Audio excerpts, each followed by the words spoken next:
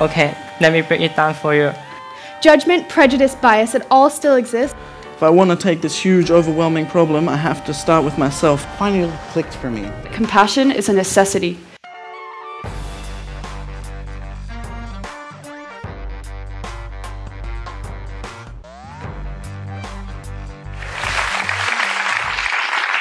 Last month, I was on a United Airlines flight from Chicago to Washington, D.C. I had a Muslim woman, Tahira Ahmad, seated next to me.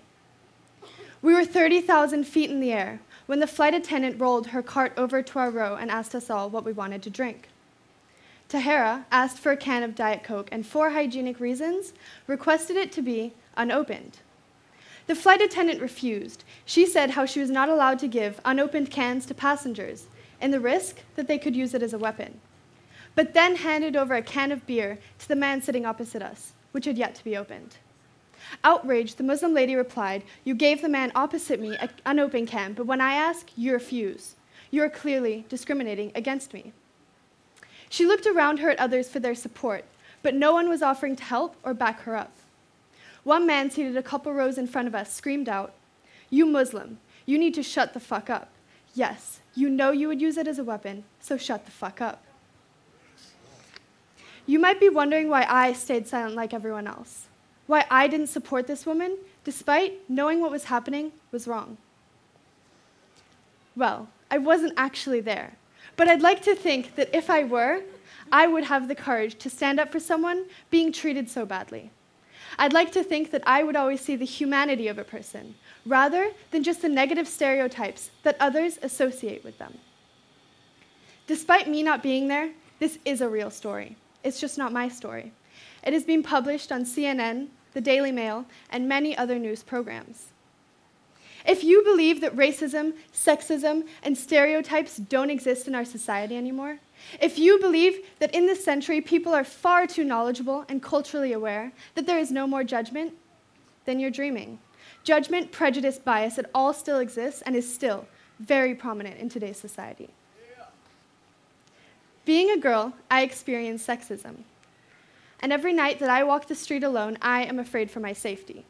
I cringe and clutch onto my sleeves every time a man whistles at me, every time they say to their friends, "Hey, look at her." When thinking of my greenstone, I wanted to do something that was relevant to my life, relevant to everyone's lives, because everyone here has biases. Everyone judges. Everyone has been judged, and everyone puts others into boxes and labels them. I have a dream for this world, a dream that by the time I have children of my own, I hope will be a reality. I dream of a world where stereotypes don't exist, where there is no judgment. I dream of a world where men and women are equal, where our sexual orientation is nobody's business but our own, and the color of our skin has nothing to do with the people we are. A world where we are not held responsible for the actions of radicals who share the same God as us. And a world where we are not judged if we have a mental illness, an addiction, a disability, or a criminal past. And a world where we are all cared for equally. But is that even possible? Or are our judgments human nature? We all like to think we're open-minded. Neither sexist nor racist, but the truth is, we all hold biases towards others. I hear at least one comment every day that shows judgment in a school that strives to have tolerance and embrace diversity. And I wanted to understand why we have biases towards others and how we can use that information to move towards a more peaceful society, to move towards a place where we can truly embrace all of humankind. I'm now going to take you back to last November. I was traveling through the United States with my mother when I became aware of the judgments I was making about people. Everyone looked different to me there. I was traveling through cities where people wore outrageous clothing, or no clothing at all, where people walking the street were either insanely wealthy or dirt poor. And I was labeling people and putting them into boxes. While I was in LA, I met a man with tattoos and piercings up and down his body, and immediately I felt a little on edge being around him, despite never having had a bad encounter with a person like this before.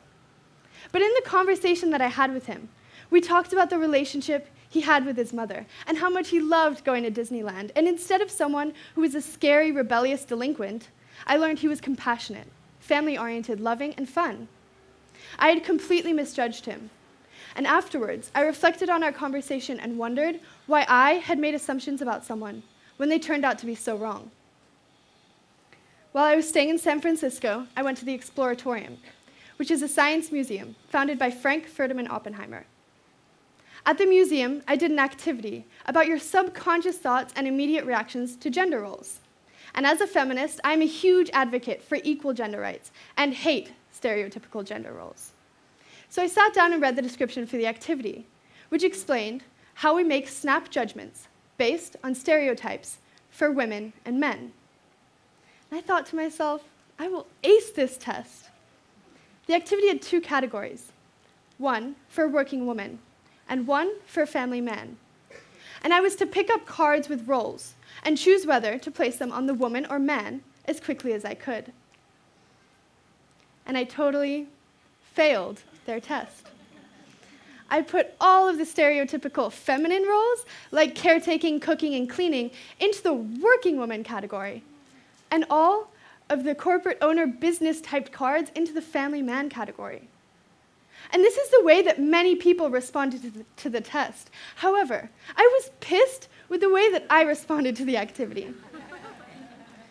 I had always thought of myself as an open-minded person, a feminist, and here I was sitting at a test that was showing me that I follow society's expectations for women and men. Another test, produced by Harvard University, called the Project Implicit Online Test, has been done by more than 8 million people, including myself. Using response speed, participants match positive and negative words with people of different racial groups. It measures unconscious bias. And the results show that 70% of us, across all racial groups, have a preference for white people, with only 13% having a preference for people of color. And I wanted to understand why we have these biases towards others. I wanted to understand why I and many other people in Western society have these biases and prejudices against people who look different to us. And I discovered the difference between a snap judgment and a person being judgmental.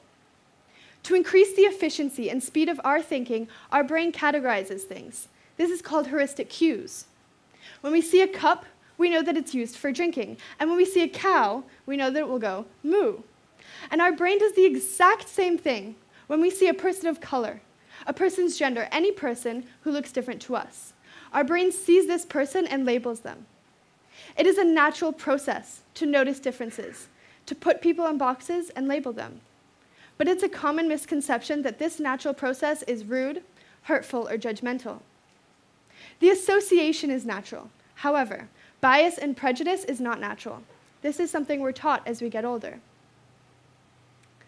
Now, I'm not saying heuristic cues should be praised, and we should all go around stereotyping others, but what I am saying is now that we're aware of what our brains are doing, I believe we can begin to rewire our brains.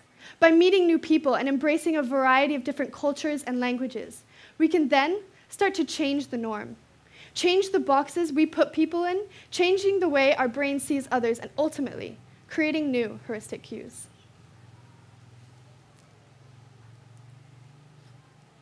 But here's where society gets a little messed up.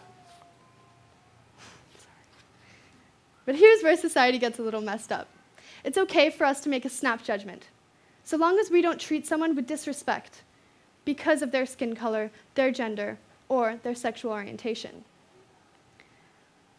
As I mentioned earlier, heuristic cues.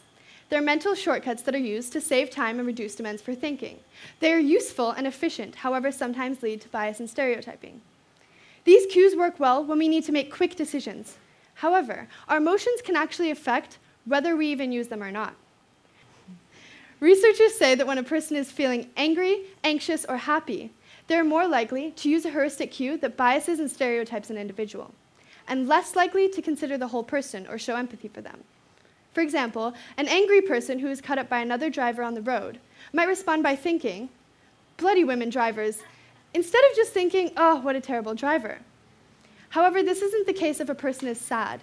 In this case, The prefrontal cortex is more active, allowing us to carry out analysis, explore perspective, and be empathetic. And as a result, bias and stereotypes are significantly reduced. Studies have shown that emotions affect the way jury members behave in court. In one mock jury, a Latino man was being prosecuted for a racially stereotypical crime. And the jurors who identified themselves as having an angry, happy, or anxious mood were more likely to consider his race. But those who defined their mood as sad were more likely to consider him as an individual. Based on this study, one might think, if only we're all sad, the world would be a less judgmental place. But obviously, that's not what we want. I related my Greenstone project to heuristic cues, to thought-provoke people who categorize and label others. So I created characters that exist in our society, characters that fall into stereotypes commonly seen in our society.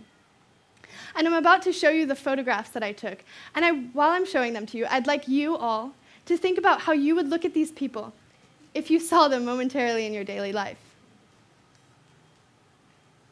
Would you question their choices? Or question their belief system? Would you question your safety around them? Or question what kind of people they are before truly knowing who they are as people?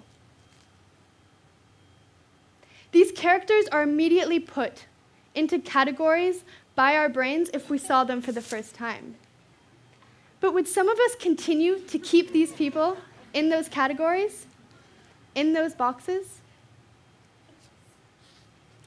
Have you ever been in an awkward situation where a 6-year-old has said, "Why are you so fat?"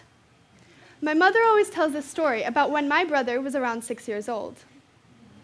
Every time they went to the swimming pool, they would see the same lady who was missing a leg. My brother's a very loud person, so he would scream out, "Mom, what's wrong with that lady's legs? Why is she missing a leg?" Mom would get embarrassed. She didn't really know what to say or what to do. But then again, he didn't understand why it was unacceptable to say things like this. Kids say these things because they see difference. Everybody from all ages sees difference, but young children are generally the only ones who acknowledge it. The reason kids point out difference is because they don't matter to 6-year-olds. They don't matter until society places value and meaning into them. The negativity that comes along with being and looking different is something we're taught, not born with. So there's all of this judgment in our world, and we've established the cause, but now need to go through a solution. How can we move towards a more peaceful society? Now, I'm not going to tell you what to do, but I will tell you what I want to do. I will share with you a plan that I've created, a plan that I think will help myself reduce my stereotypes and judgments.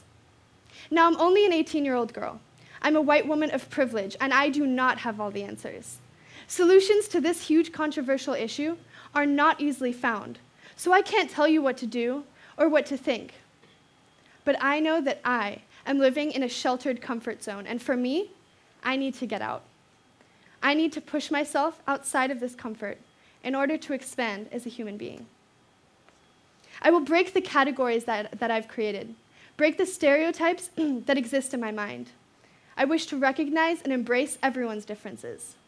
I wish to push myself beyond my boundaries and limitations and learn something about others, but more importantly, learn something about myself. Travel. I want to travel all over the world, but without staying in 5-star hotels or going to tourist attractions, but staying with local families, in villages where I will discover the true culture of that place. Take risks, eat food I've never tasted before, and meet people who don't speak the same language as me. Dance and move my body in new ways, and laugh with people I've never laughed with before, and celebrate the diversity of humankind. I'd like to finish with a quote by Dan Pierce. My request today is simple. Today, tomorrow, next week. Find somebody, anybody that's different than you. Somebody who has made you feel ill will or even hateful. Somebody whose life decisions have made you uncomfortable. Somebody who practices a different religion than you do. Somebody who has been lost to addiction or with a criminal past. Somebody without a home. Somebody that you, until now, would always avoid and look down on. Reach your arm out and put it around them, and then tell them that they're all right. Tell them that they have a friend, because if you or I want to make a change in this world, that's where we're going to be able to do it. That's where we'll start, every single time. So, wait. So now that you've listened to my whole presentation, I'd like you to think about what you would do if you were sitting on the plane next to Tahera Ahmad. Would you challenge the norm, challenge the flight attendant's judgment and stereotype? Or would you stay silent? Thank you.